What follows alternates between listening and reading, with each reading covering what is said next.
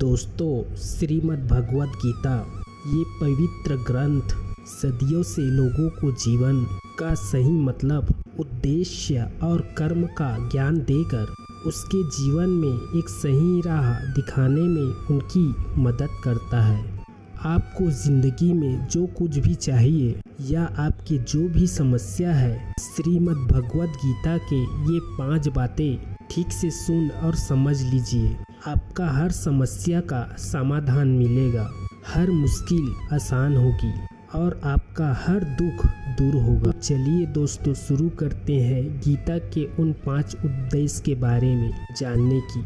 श्रीमद् भगवद गीता का पहला उपदेश ये है, बहुत ज़्यादा मीठे बोलने वालों से या बहुत ज़्यादा तारीफ करने वालों से सावधान रहना चाहिए, क्योंकि लोग मीठा तभी बोलते हैं जब उनको आपसे मतलब निकालना होता है।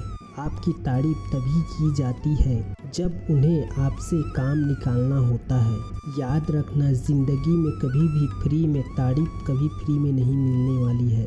अगर कोई आपकी तारीफ कर रहा है तो कुछ न कुछ आपको उसके लिए चुकाना ही पड़ेगा।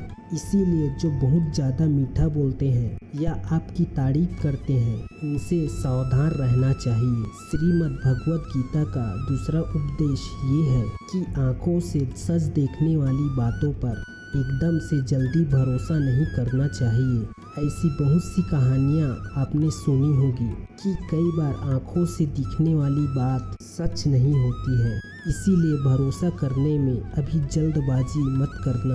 गीता का तीसरा उपदेश ये है, हल्की आशा से कर्म करने वाला मनुष्य कभी शांत या संतुष्ट नहीं रहेगा, क्योंकि उनकी लालसा हर शिखर पर पहुंचती ही रहेगी। इसीलिए उसका मन कभी भी संतुष्टि का आनंद नहीं ले पाएगा। जो व्यक्ति फल की अभिलाषा हेतु कर्म करता है, जब उसे उम्मीद से फल की प्राप्ति नहीं होती है, तब वो निराश और दुखी हो जाता है। भगवान श्री कृष्ण अर्जुन से कहते हैं, तुम स्वयं को मुझमें समर्पित कर दो, ईश्वर पर भरोसा रखो और निस्वार्थ, निष्फल और निष्पक्ष होकर बिना फल की अभिलाषा से कर्म करते जाओ। तुम्हारा जीवन सुख और संतुष्टि से भर जाएगा। देखना, दुख तुम्हें कभी छू नहीं पाएगा और मोक्ष की प्राप्ति हो जाएगी। बार बार जन्म लेने वाले अनंत इच्छाएं मनुष्य को अपनी इंद्रियों का गुलाम बना देती है। जब हम दूसरों की चुगली करते हैं, हमें उसके भाग्य में मिलने वाले दुखों और कष्टों को भी भोगना पड़ता है। किसी के प्रति बुरी भावना रखना या बुरा सोचना या ईर्ष्या करना, अपने धर्म और कर्म का पालन नहीं करने वाले कभी मोक्ष की प्राप्ति नहीं कर सकते। कर्म अगर अच्छा हुआ तो फल अवश्य मिलेगा, अगर कर्म बुरा हुआ तो दंड भी अवश्य मिलेगा। मैं भूत और वर्तमान में होने वाली हर परिणाम को देख सकता हूँ। इसीलिए परिणाम की चिंता छोड़कर अपने कर्म को निरंतर करते रहो।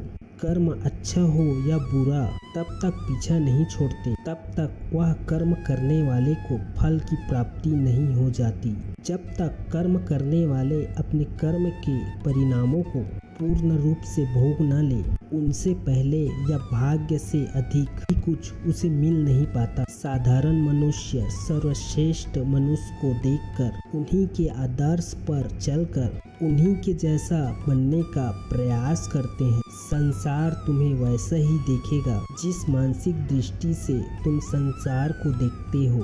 बुरी आदतें, बुरी चीजें और बाहरी सुंदरता के प्रति मनुष्य तब आकर्षित होता है जब वह अपनी इंद्रियों का गुलाम हो जाता है। जिस प्रकार एक जलते हुए छोटे से दिए की रोशनी से प्रचंड अंधकार भी समाप्त हो जाता है, उसी प्रकार आपके मन में भरे अज्ञानता से अंधकार रूपी भरे कमरे में सकारात्मक सोच पर तेल डालकर ज्ञान का प्रकाश उजागर करे, तो अज्ञानता रूपी समाप्त अंधकार ही समाप्त हो जाता है। श्रीमद् भगवद गीता का चौथा उपदेश ये है कि लोगों में अपना सहारा ढूंढना छोड़ दो। सबसे बड़ी आपकी मन की यही कमजोरी होती है। कि आप दूसरों में सहारा ढूंढते हैं और यही चीज आपको कमजोर बनाती है।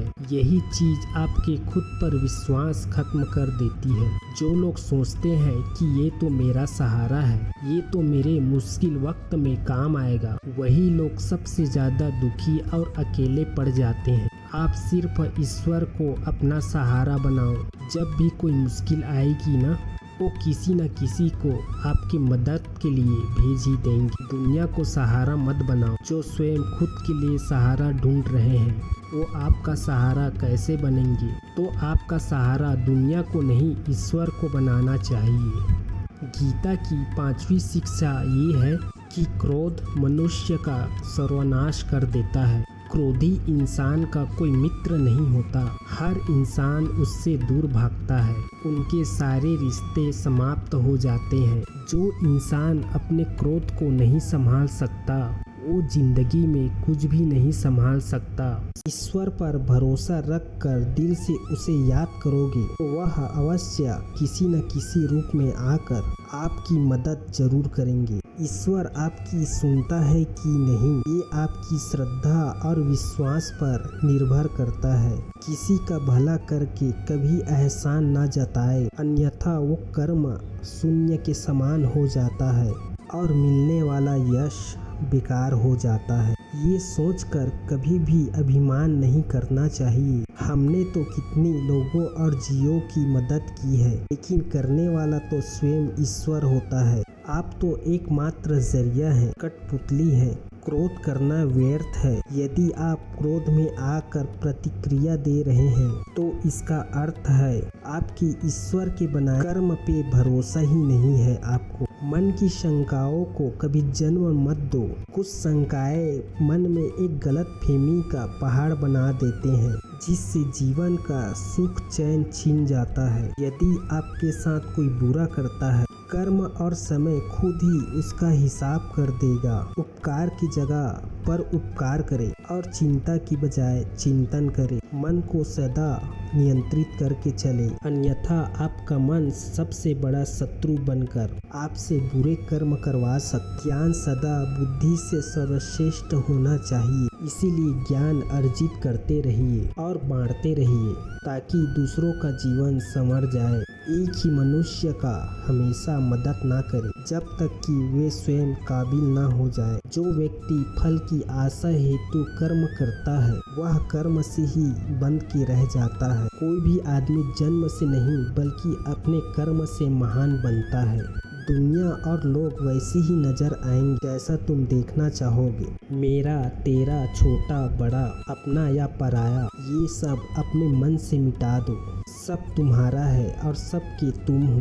तुम फल की अभिलाषा छोड़कर निरंतर कर्म करने वाला मनुष्य अपने जीवन को सुख और संतुष्टिदायक बना सकता है। कोई भी दुख तुम्हें तब तक विचलित नहीं कर सकता जब तक तुम इंद्रियों को अपने वश में रखते हो। शांति उसी को प्राप्त होती है जो मैं और मेरा तथा मैंने किया या मैंने बनाया ऐसी लालसा से बाहर आ जाता है। किसी भी वस्तु जीव एवं मनुष्य से अत्यधिक लगाव एक दिन दुख का सबसे बड़ा कारण बनता है। जीवन में वही मनुष्य संतुष्ट रह सकता है जो कम से कम में भी खुश है, जो पाने या खोने की लालसा नहीं रखता, उम्मीद नहीं रखता। दोस्तों, आपने इन दिए गए उपदेश से कुछ भी सीखे हैं तो कमेंट में जय श्री राधे कृष्ण जरूर लिखिए। धन्यवाद। जय श्री राधे कृष्ण।